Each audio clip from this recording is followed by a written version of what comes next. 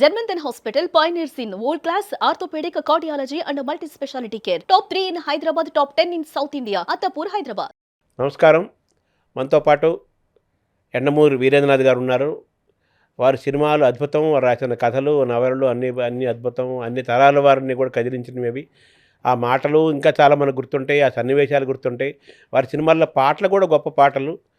అనేక మంది దర్శకులతో వర్క్ చేశారు. అనేక మంది హీరోలతోటి అలాగే గీత రచయితలతోటి, సంగీత దర్శకులతోటి ఇందరితో వారికి గొప్ప ప్రయాణం ఉంది, సినిమా ప్రయాణం. ఆ సినిమా ప్రయాణంలో భాగంగా ఈనాటి రచయితలకి, నేటి తరం వారికి, వారి ద్వారా ఏదైనా సలహాలు, సూచనలు తెలుసుకునే ప్రయత్నం చేద్దాం. నమస్కారం. నమస్తే సార్.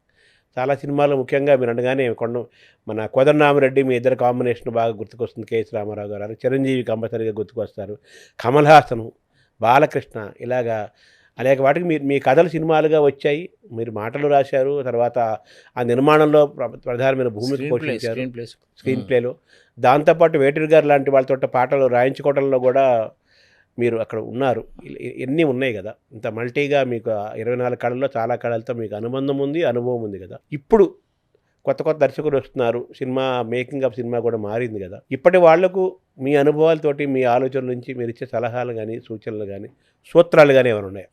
ఈ కొత్త దర్శకులకి చెప్పదలుచుకున్న పాయింట్ ఏంటంటే అండి, గొప్ప గొప్ప కళాకారులతో పనిచేశాను నేను. ఇళయరాజా, అలాగే వేటూరి సుందరరామూర్తి. మాకు ఒక డ్యూయట్ రాయండి, మాకు యుగళ గీతం రాయండి అంటే వాళ్ళు రాసేస్తారండి. అలా కాకుండా ఆ సిచ్యుయేషన్ బాగా చెప్పాలి. ఇప్పుడు ఉదాహరణకు అభిలాష సినిమా ఉంది. ఇళయరాజా ఫస్ట్ టైం, అంటే తెలుగులో 2-3 సినిమాలు చేసినా చాలా రోజుల తర్వాత ఫస్ట్ టైం అనమాట. హీరో చాలా ఇన్ఫీరియారిటీ కాంప్లెక్స్తో ఉండేవాడు. ఒక లాయర్గా ఒక ఇది ఉంది. ఒక బాగా డబ్బు ఉన్న రాధికని ప్రేమిస్తాడు, చెప్పలేడు ప్రేమిస్తున్నట్టు. ఆ అమ్మాయి నుంచి వస్తే బాగుంటుంది న్యూస్. ఒక్కసారి ఒక లోతులో ఇక్కడ ఉన్నవాడిని, ఇక్కడున్న అమ్మాయి ఐ లవ్ యూ అంటే వీడిలో అగ్నిపర్వతం కాదు, ఒక అమృతం వెదజల్లినట్టు రావాలి అని ఒక పాట సార్, అద్భుతం. ఆ అమ్మాయి ఫోర్క్లో కత్తి పెడుతుంది, పెట్టగానే ఆ అమ్మాయి వెళ్ళిపోగానే వెయిటర్ వస్తాడు, వచ్చి ఏంటి సార్ ఇది అని అడిగితే వెయిటర్ చెప్తాడు ఐ లవ్ యూ సార్ అంటాడు. అప్పుడు సాంగ్ కావాలి సార్ అన్న, అబ్బా యురేకా సాకా మీకా అని అక్కడికక్కడ పాడేశాడు. ఆ పాట అంత హుషారుగా రావడానికి కారణం నేను ఇంత లోపలికి ఆయనకి అది ఇవ్వటమేనండి. అర్థమైంది కదా. తెలుగు సినిమా పాటల్లోనే కాదు, చాలా భారతీయ సినిమా పాటల్లో సూపర్ ఫాస్ట్ సాంగ్ అది. అలాగే స్టోర్పురం పోలీస్ స్టేషన్లో నాకు పాట చాలా ఇష్టం అండి. ఏంటంటే మై ఎక్ పల్కా రాహీ హూ, ఈ జీవితం చాలా చిన్నది, ఒక కనురెప్ప పాటు మాత్రమే ఈ మేధావుల జీవితం ఉంటుంది అని చెప్పి దానికి నేషనల్ అవార్డు కూడా వచ్చింది హిందీలో, కబీ కబీనో సిల్సిలా అన్న పాట. ఈ చిన్న జీవితం గురించి అబ్బాయి అమ్మాయి ప్రేమించుకున్నట్టు కావాలి సార్ నాకన్నా. అప్పుడు కాలమంతా కత్తిరిస్తే కాస్త యవ్వనం అని వేటూరు గారు రాశారు. ఆమె క్లియర్? కరెక్ట్, నాకు గుర్తుంది పాట. అలాగే ఆఖరి పోరాటంలో నేను తెల్ల చీర కట్టుకొస్తాను అని చెప్పి నాగార్జునకి శ్రీదేవి చెప్తుంది. నాగార్జున అనుకుంటాడు ఫోన్ చేసింది సుహాసిని అనుకుంటాడు. ఆ ప్లేస్కి వెళ్ళినప్పుడు ఒకవైపు నుంచి నర్సులు, ఒకవైపు నుంచి చర్చిలోంచి అందరూ తెల్ల చీరలతో వస్తారు. ఇక్కడ పాట కావాలి సార్ నాకు, మీరు ఒక పాట రాశారు హేమంతం వైశాఖం ఇలాంటి పాట, ఇది కావాలి, తెల్ల చీరకు తగదిమి నేర్పిన అని రాసి, తెల్ల చీరకు తగదిమి లతా మంగేశ్వర్ పాడిందండి. అవును, తెప్పించాం లతా మంగేశ్వర్. అందులో హేమంతం కరుగుతూ ఉంటే నీ అందం కడుగుతున్నా అంటాడు. ఇంత ఇన్స్పిరేషన్ కావాలంటే కళాకారుడికి ఇంత చెప్పాలండి. గీత రచయితకి. రాక్షసుడు సినిమాలో మీరు ప్రేమించారా ఎవరన్నా చిన్నప్పటి నుంచి లైఫ్లో? పెళ్ళైన తర్వాత కూడా ప్రేమించి ఉంటే ఆ అమ్మాయి వెళ్ళిపోతుంటే మనం ఉండలేము కదా. రాక్షసుల్లో ఆ సిచ్యుయేషన్ ఉంది. సుహాసిని, చిరంజీవి ప్రేమలో ఉంటారు. ఇద్దరు విడిపోయి సుహాసిని అటు కొంత దూరం వెళ్ళి వెనక్కి తిరిగి పిలిచారా అని అడుగుతుంది. లేదే అంటాడు, వెళ్ళిపోతుంది. మళ్ళీ చిరంజీవి ఇటు తిరిగి పిలిచారా, అవి లేదే అంటుంది. ఇద్దరు నవ్వుకుంటారు. అప్పుడు పాట కావాలి సార్ అన్న వేటూరి సుందరరామూర్తి. మళ్ళీ ఇది రాని రోజు, ఉండలేను వెళ్ళలేను ఏమి కాను అని రాశాడు. ఇంత ఇన్స్పిరేషన్ చేస్తే వాళ్ళ దగ్గర నుంచి మీకు తెలియదే ఉంది, మనం ఎంత పిండితే చెరుకు రసం అంత వస్తుంది అని పిండే లక్షణం, పిండే లక్షణం ఉండాలి మనలో, అది చెప్పింది రచయితలకి. అలాగే ఈ పల్లవి వేటూరు రాయలేదండి, ఇళయరాజా రాశాడు. ఏ పల్లవి సార్? ఎడారిలో చిరంజీవి రాధ కాళ్ళు చేతులు కట్టేసేసినప్పుడు చిన్న భూతద్దం నుంచి ఎండబడి కాళ్ళు విడిపించుకుంటాడు. గొల్లపొడి మారిన తర్వాత జేబులోంచి భూతద్దం కింద పడితే సూర్యకిరణం చూసి అక్కడ పెట్టుకుంటే అప్పుడు దిగుతారు ఎడారిలోంచి. అక్కడ పెద్ద జలపాతంలాగా ఉంటుంది. అది ఒక ఊరి జలాశయం, వాళ్ళు మంచినీళ్ళు తాగే ప్లేస్. అక్కడ దిగుతారు ఇద్దరు వెళ్ళి. అప్పుడు వాళ్ళు కొట్టడానికి వస్తారు. ఏ పీనేకే పానీ హై అంటాడు, హమ్ ప్యార్ మే డూబే హై అంటాడు. ఇది డైలాగ్ చెప్పి సార్ చెప్పండి సార్, ఆయనే మ్యూజిక్ మీద కొట్టండి చంపండి గెలండి అని కొట్టేసాడు. అది ఓకే అయిపోయింది. అది కూడా అది ఇళయరాజా రాసిన పాట అండి, అది పల్లవి. పల్లవి కొట్టండి చంపండి గెలండి ఇచ్చండి, పేమెంట్ అవును. ఇలాగా ఆ కళాకారుల్ని మనం ఉత్తేజపరిచే కొద్దీ వాళ్ళు చాలా అద్భుతంగా చేస్తారు. అంటే ఆ గీత రచయితను కానీ లిరిసిస్ట్ని కానీ మ్యూజిక్ డైరెక్టర్ని కూడా విక్కీ దాదా సినిమాలో సాధారణంగా ఫైట్ అంటే డడుం డడుం డడుం కొట్టుకుంటారు కదా. నేను ఆ మ్యూజిక్ డైరెక్టర్ చెప్పా, ఎన్నిసార్లు కొడతారా ఇది, కళ్యాణి రాగంలో వీణ వాయించు సితార వాయించు అని. నాగార్జున ఫైట్ అంతా అది సితార మీద నడుస్తుందండి. Beautiful experiment we have done. Yes. ఇప్పుడు చాలామంది రచయితలు దర్శకులుగా మారుతున్నారు. మీరు ఎప్పుడో మారారు. సో దర్శకుల గారితో ఫస్ట్ అనుకుంటుంది. అవును, లేదు ఇంకా ముందు కూడా ఉన్నారు. ఉంది. బట్ ఇప్పుడు కూడా దర్శకులు, పెద్ద దర్శకులు, సెలబ్రిటీ దర్శకులు అవుతున్నారు బాగా. ఆత్రేయ దర్శకత్వం వహించాడు అనుకుంటా కాదా? ఆత్రేయ ఏదో ఒక సినిమా చేసినట్టుంది నాకు. అలా మీరు రచయిత నుంచి దర్శకులు అయ్యారు. బట్ వీళ్ళ రచయిత ఉన్నాడు, దర్శకులు ఇద్దరు ఉన్నారు కదా. ఇప్పుడు కొంతమంది రచయితలుగానే ఉండిపోతున్నారు, కొంతమంది దర్శకులుగానే ఉండిపోతున్నారు. వాళ్ళ రైటింగ్ స్కిల్ ఉన్నప్పటికీ కూడా ఈ రెండు ఉన్న వాళ్ళకి మీరు ఇచ్చే సలహాలు? దర్శకులలో చాలా మందికి రైటింగ్ స్కిల్ ఉందండి. మీరు తిరుక్కూరు శ్రీనివాసు వీళ్ళందరూ రైటర్స్. అవును, ఆయన గురించి చెబుతుంది.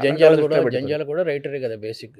పరుచూరి అందరికీ రైటింగ్ స్కిల్. దర్శకత్వుడికి తప్పకుండా రచనా స్కిల్ ఉండాలండి. రచయితలందరికీ దర్శకత్వం స్కిల్ ఉండక్కర్లేదు, నేనే నిరూపించాను కదా. అదే అవునవును, వాళ్ళకి ఇది ఉండాలి, ఇది వీళ్ళకి అది అక్కర్లేదు. ఇప్పటి సినిమా నిర్మాణంలో మీరు దర్శకులు కానీ, రచయితలు కానీ, గీత రచయితలు కానీ, సంగీత దర్శకులు కానీ, ఈ కాంబినేషన్లో మనం ఏం చేస్తే బాగుంటుందండి? మీ సూచనలు ఈ కాంబినేషన్కి? నాకు సినిమాల గురించి ప్రస్తుతం సినిమాలు ఏం నడుస్తున్నాయి ఏంటి నాకు అసలు ఆలోచన లేదండి.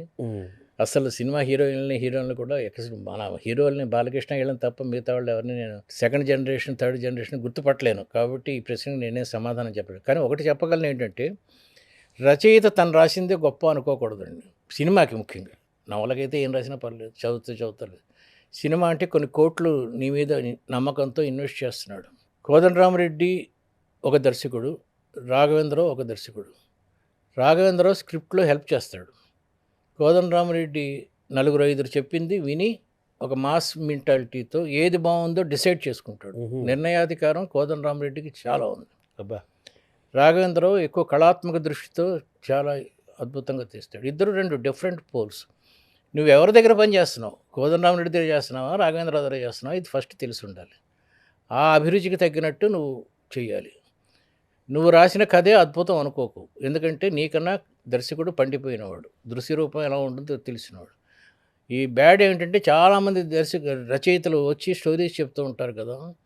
ఫస్ట్ విషయం స్టోరీ చెప్పడం రాదు. లో యాంగిల్లో కెమెరా ఎందుకురా లో యాంగిల్కి మా స్టోరీ చెప్పరా అంటాం. ఆ ఫస్ట్ సీన్ నుంచి చెప్తూ ఉంటాడు.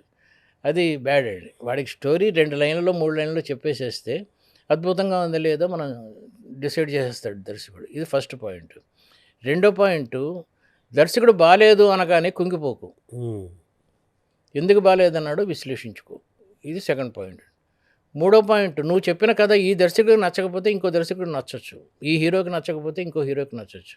సో దాన్ని మీరు పాజిటివ్ థింకింగ్ అంటారు కదా, అలా ఆలోచించు. ఈ 3 దర్శకులకు ఇచ్చే, రైటర్స్కి ఇచ్చే పెద్ద సలహాలు నా అనుభవంతో. సో మాటలు, screen play, screen play is different from story అండి. ఇది కూడా చాలా చాలా చోట్ల చెప్పాను నేను. ఇప్పుడు స్టోరీ అంటే ఏంటంటే, రామాయణం ఉంది. రామాయణంలో రావణాసురుడు వచ్చి సీతను తీసుకుపోతున్నాడు, లక్ష్మణ రేఖ దాటుతోంది. ఇది రాసింది ఎవరు? వాల్మీకి అనుకుందాం. ఇది స్టోరీయే. దీన్ని స్క్రీన్ ప్లే రైటరు డైలాగ్ రైటర్కి స్క్రీన్ ప్లే రాసి ఇవ్వాలి. ఆ తర్వాత డైలాగ్ రాస్తాడు. అమ్మ బయటికి రా అనే బిచ్చాందేహి అనేది అంతా డైలాగ్ రైటర్ రాసుకుంటాడు. స్క్రీన్ ప్లే రైటర్ చేసేది ఏమిటి? లేస్తున్నాడు రావణాసురుడు, ఉరుముతున్నాయి, సముద్రం అలలు పొంగుతున్నాయి, గీత దాటబోతోంది, దూరంగా ఒక నెమలి, లేడీ, కుందేలు అని ఏడుస్తున్నాయి, దాటద్దు దాటద్దు అంటున్నాయి, వాటికి మాటలు రావు. ఈ టైంలో ఒక అడుగు పక్కకి ముందుకేసింది. ఇలా ఇవ్వాలండి స్క్రీన్ ప్లే రేట్. బొమ్మ కనిపిస్తుంది బొమ్మ కనబడాలి దర్శకుడు. అలసాని పెద్ద మన చరిత్రలాగా. అటజని కాంచి భూమిశిరుడు అంబరు చుంబి శిరస్సర జరీ పటలము అలా కనబడాలండి. కనబడితే అప్పుడు డైలాగ్ రైటర్ డైలాగ్ రాస్తే అది బాగుంది అంటాడు. సీతని అది రాముడిని దశరథుడు 14 సంవత్సరాలు వెళ్ళిపోమన్నాడు. ఇది ఎక్కడ జరిగింది ఇన్సిడెంట్? రాముడి దగ్గర, రావణాసురుడి దగ్గర.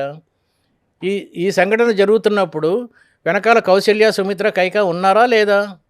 కేవలం 1-to-1 మాట్లాడుకున్నారా? ఇదంతా స్క్రీన్ ప్లే రైటర్ చేయాలండి. అవును, డైలాగ్ రైటర్ డైలాగ్ రాస్తాడు, అది వేరే సంగతి. అవును, డైలాగ్ రైటింగ్ వేరు, స్క్రీన్ ప్లే వేరు. జగదేక వీరుడు అతిలోక సుందరిలో ఈ అమ్మాయి హీరోయిన్ అని తెలిసింది, దేవకన్య అని తెలిసింది. తెలిసిన తర్వాత సీన్ ఏం చెప్పాము స్క్రీన్ ప్లే రైటర్ కింద? ఆ అమ్మాయి ఒక చెట్టు కింద కూర్చొని ఉంటుంది, లేళ్ళు కుందేళ్ళు అన్నీ తిరుగుతూ ఉంటాయి, ఒక అద్భుతమైన లైటింగ్లో ఉండాలి. ఇదంతా చెప్తే దర్శకుడు ప్రేరణ పొందుతాడు. అప్పుడు నెక్స్ట్ డైలాగ్ రైటర్. మీ సినిమాలు, మీ కథలు చాలా సినిమాలుగా వచ్చాయి. మీరు నిర్మాతలు కానీ దర్శకులు కానీ కథలు ఇలా ఇందాక మీరు అన్నట్టుగా అలా చెప్పేవారా కథలు? అసలు ఎలా? నేను ఇంతవరకు ఎక్క సినిమాకి ఒక నిర్మాతకు కూడా కథ చెప్పలేదండి, ఏ కథ చెప్పలేదండి. నా నవల్స్ చదువుకొని వాళ్ళు అభిలాష, ఛాలెంజ్ ఇవన్నీ నవల్స్ చదువుకొని చేశారు. స్క్రీన్ ప్లే చేశాను. జగదేక వీరుడు, అతిలోక సుందరి, వీటన్నిటికీ కథలు నావి కావు. ఇంకెవరో కొండవీటి దొంగ, వీటన్నిటికీ ఇంకెవరో కథలకి. సో కథలు చెప్పడం అనేది ప్రశ్న ఎప్పుడూ లేదండి, నేను అసలు ఎప్పుడు చెప్పలేదు. పోతే మీరు అడిగిన ప్రశ్నలో నెక్స్ట్ ఏంటంటే, షూటింగ్ జరిగేటప్పుడు కోదండరామరెడ్డి నాకు బాగా క్లోజ్ కాబట్టి ఆయనతో 3-4 సినిమాల వరకు వెళ్ళాను. రక్తసింధూరం అంతా చాలా వరకు నేను పక్క నుండి చేయించుకున్నది. అలాగే రక్తసింధూరం, రక్తాభిషేకం, బాలకృష్ణ రక్తాభిషేకం, అభిలాష, ఈ 3 సినిమాలకి నేను ఉన్నాను. ఆఖరి పోరాటానికి రాఘవేంద్ర గారితో ఉన్నాను. మళ్ళీ జగదేకరుడికి లేను. ఇలా 4-5 సినిమాలకి జస్ట్ బాగుంటుంది, ఎందుకంటే ఫుడ్ బాగుంటుంది, అవును, సరదాగా, చాలా సరదాగా ఉంటుంది. నెమ్మదిగా తగ్గిపోతుంది. అవును, అంటే ఎంజాయ్ చేసే యవ్వనంలో ఉన్నప్పుడు వాతావరణం ఉంటుంది, సరదాగా ఉంటుంది వాళ్ళతో గడపడం. అంత బాగుంటుంది. సో అయితే మీరు ఆల్రెడీ పాపులర్ రైటర్ కాబట్టి మీ కథలు అప్పటికే లక్షల మంది జనాలకు వెళ్ళినాయి కాబట్టి ఆ కథలు కొన్ని సెలెక్ట్ చేసుకొని సినిమాకు మలుచుకున్నారు. ఆ మలుచుకునే క్రమంలో మీరు స్క్రీన్ ప్లేకి వాటికి మీరు అక్కడ వాళ్ళు ఉన్నారు.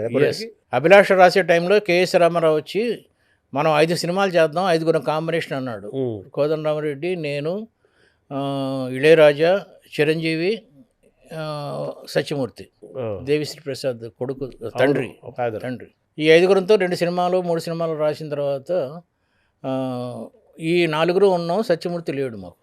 కేఎస్ రామారావు గారు మీ జంట ఉంది కదా సార్? కేఎస్ రామారావు గారు కాంబినేషన్ ఉంది. 5 సినిమాలే. ఈ 5 సినిమాలు కేఎస్ రామారావుతో కేఎస్ రామారావు మాకు చెప్పాడు 5 కలిసి చేద్దాం. అదే అవును. ఆ 5 నేను చెప్పిన పేర్లు మొత్తం 6 ఆ లెక్కన. అయితే మీరు ఇన్ని సినిమాలు అన్ని చాలా ఉన్నాయి, మీ హిట్ సినిమాలు, మీ కథలు. మీ కోదండరామరెడ్డి గారు మీ ఇద్దరు కాంబినేషన్ బాగా అన్ని హిట్స్. రాఘవేంద్రరావు గారు కూడా ఆఖరి పోరాటం బాగానే హిట్ అయిందండి. తర్వాత రుద్రనేత్ర ఫెయిల్ అయింది, జగదేగురుడు హిట్ అయింది. మేము 3-4 సినిమాలు చేసాం అంతే. రాఘవేంద్రరావు గారితో షూటింగ్కి వెళ్ళి చేసింది ఒక ఆఖరి పోరాటం ఒకటి. Thank you. నమస్తే.